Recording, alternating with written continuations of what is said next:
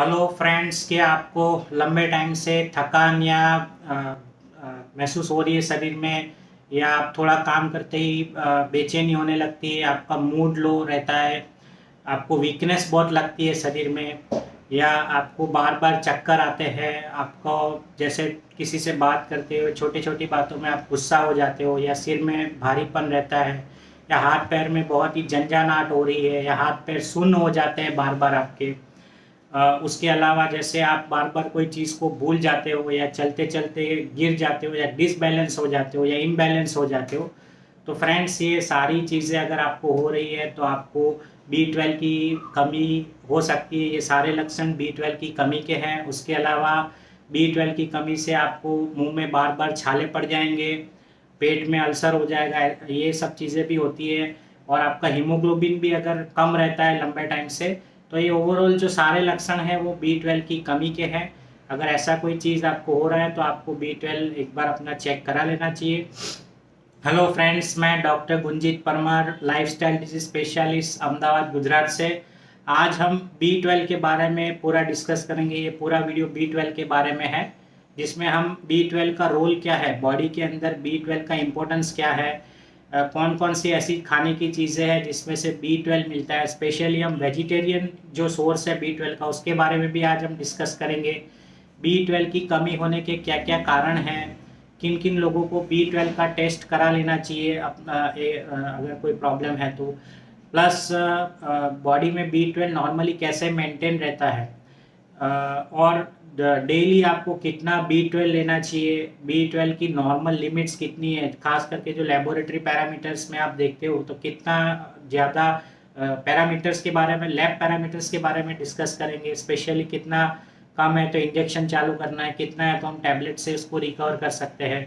Plus treatment के बारे में भी हम डिस्कस करेंगे कि भाई इंजेक्शन वगैरह कब चालू करना चाहिए। तो ये सारी चीज़ें हम आज डिस्कस करेंगे ये वीडियो में। तो ये वीडियो आप एंड तक ज़रूर देखना। सबसे पहले तो जो है B12 आपके शरीर में इसका क्या रोल है।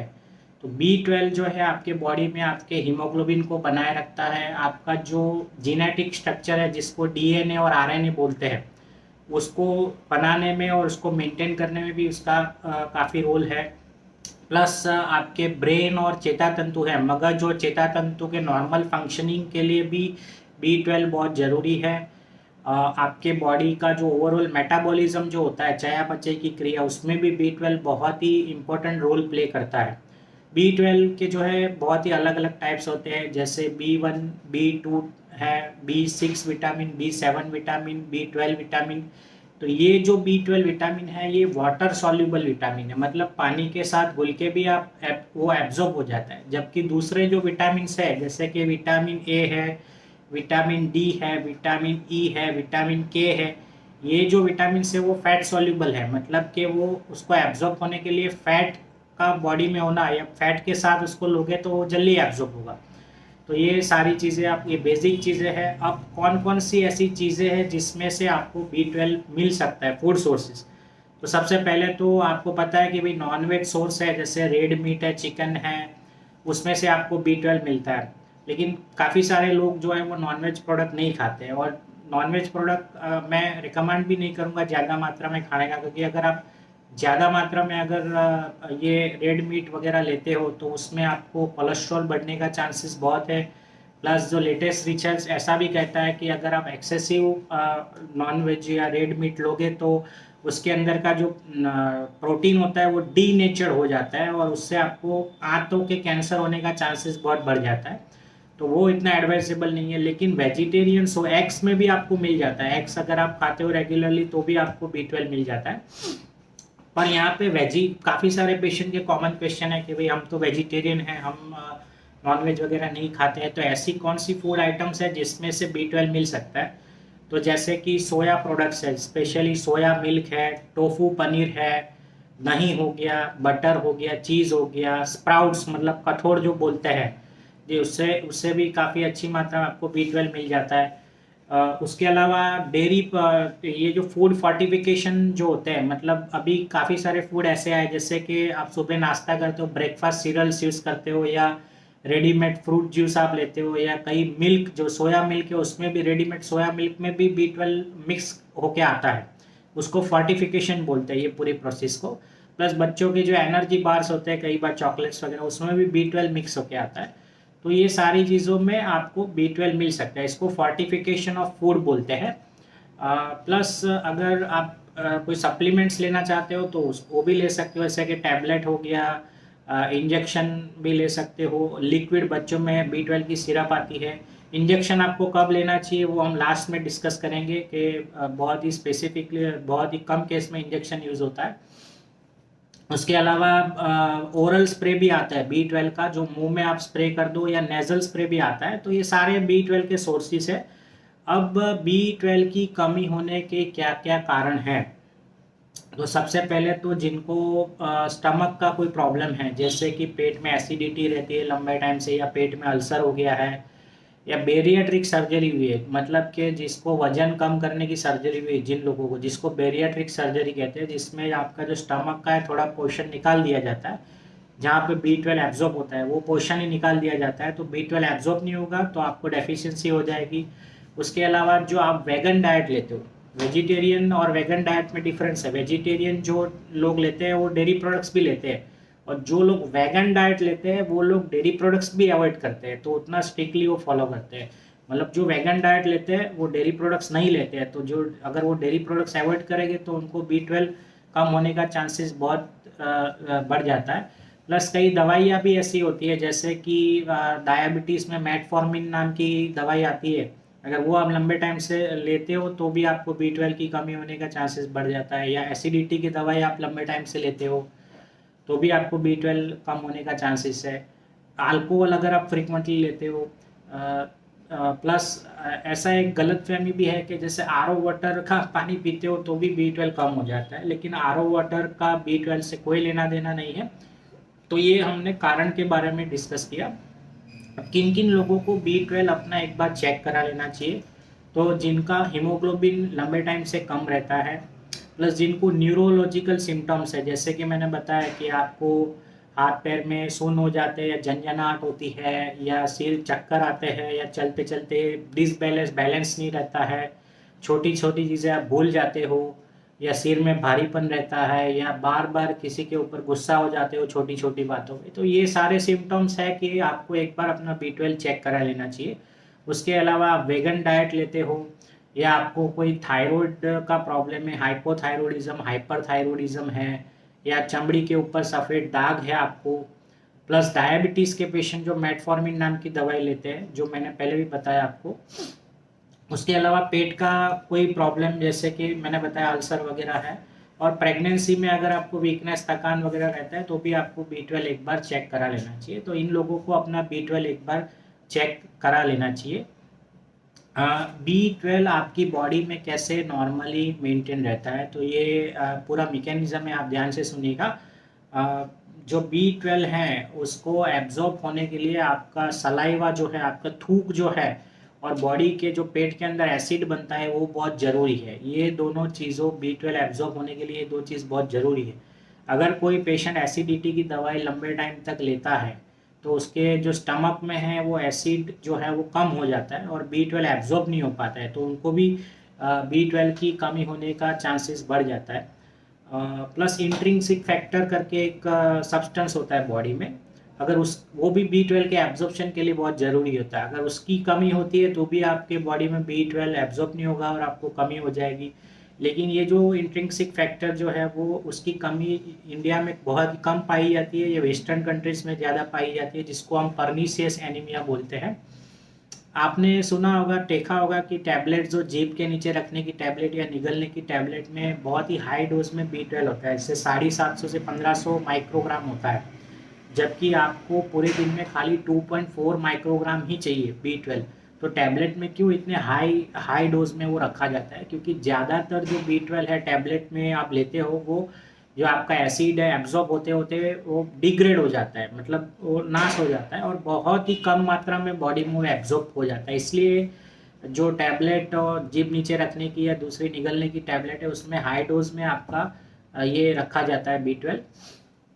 अगर आपको बॉडी डाइट में अगर आप नॉर्मल अमाउंट में B12 लेते हो तो आपको टैबलेट लेने की कोई ज़रूरत नहीं है।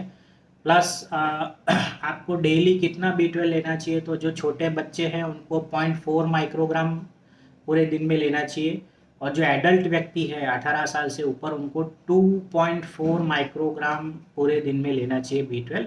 ये उसकी नॉर्मल वैल्यू हो गई। अब नॉर्मल ये डेली इंटेक हो गया, और नॉर्मल लिमिट्स क्या है। लेबोरेटरी में आप कई बार पेशेंट आता है कि भाई ये साहब रिपोर्ट देखिए क्या है, तो अगर 300 पिकोग्राम पर मिलीलीटर से ज़्यादा है आपका B12 तो वो नॉर्मल है। अगर 200 से 300 पिकोग्राम पर ml है तो वो बॉर्डर लाइन है।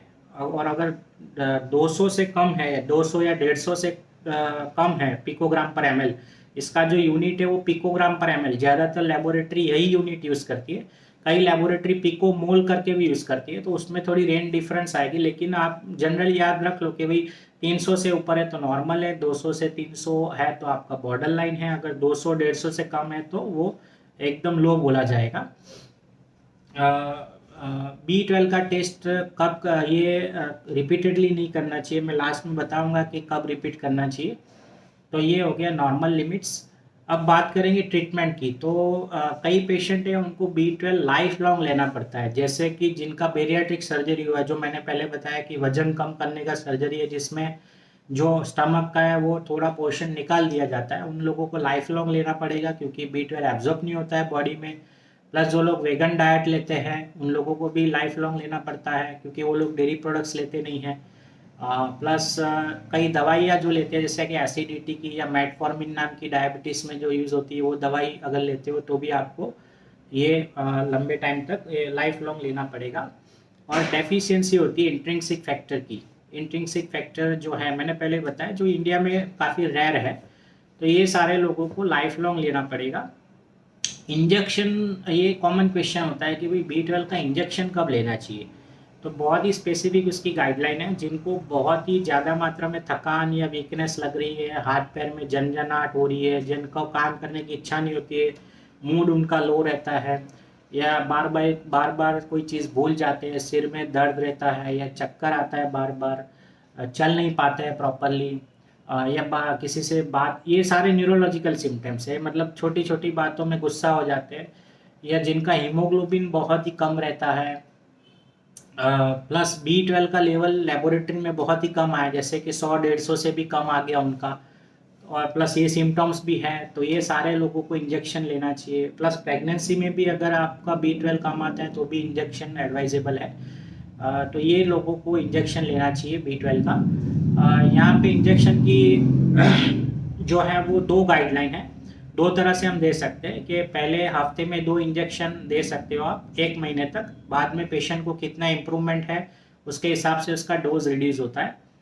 दूसरी चीज़, एकदम पेशेंट को ज़्यादा मात्रा में तकलीफ है तो आप 5 इंजेक्शन दे सकते हो, 1 दिन छोड़ के 1 इंजेक्शन देना है, 10 दिन के अंदर आप 5 इंजेक्शन दे सकते हो। बाद में पेशेंट को कितना इम्प्रूवमेंट है उसके हिसाब से आप उसका डोज रिड्यूस कर सकते हो। तो ये 2 तरह से B12 का इंजेक्शन दिया जाता है। बहुत सारी वैरायटी होती है B12 के इंजेक्शन में, लेकिन इंजेक्शन लास्ट में आपको डॉक्टर के एडवाइस के बाद ही चालू करना है।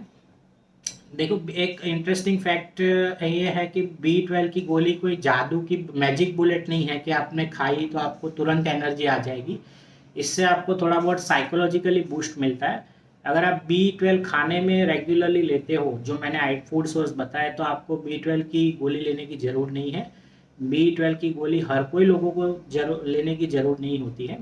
प्लस B12 के साथ अगर आप फॉलिक एसिड की गोली लेना चाहिए, उससे आपको बूस्ट इफेक्ट आएगी, अच्छा रहेगा, B12 का एब्जॉर्प्शन भी अच्छा रहेगा।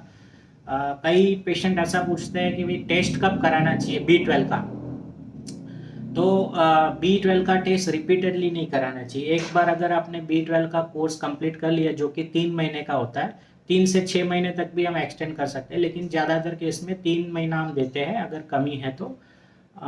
फिर उसके बाद सबको B12 का टेस्ट कराने की ज़रूरत नहीं है। हम लोग को डॉक्टर जो है वो क्लिनिकल जजमेंट लेते हैं कि भाई पेशेंट को कितना इम्प्रूवमेंट है सिम्टम्स में, कैसा है क्या, वो सब पूरा डिटेल डिस्कस करके ही पता कर सकते हैं कि भैया इसको दवाई की ज़रूरत नहीं है, टेस्ट की ज़रूरत नहीं है।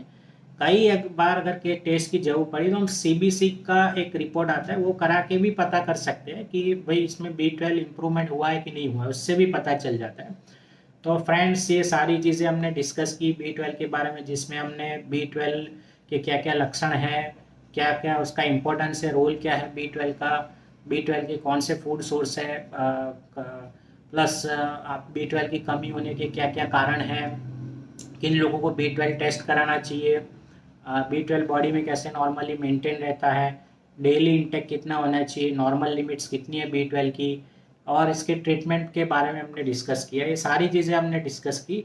तो फ्रेंड्स अगर ये वीडियो आपको अच्छा लगा है तो यूट्यूब पे मेरी चैनल को सब्सक्राइब करिए, और अगर आपके ये फैमिली और फ्रेंड्स के व्हाट्सएप ग्रुप और दूसरे सोशल मीडिया में भी ज़रूर फॉरवर्ड कीजिए। मेरी चैनल पे बहुत सारे वीडियोस हैं ऐसे हर हफ्ते आते रहेंगे, तो आप डेफिनेटली उसको सब्सक्राइब करिए। Thank you.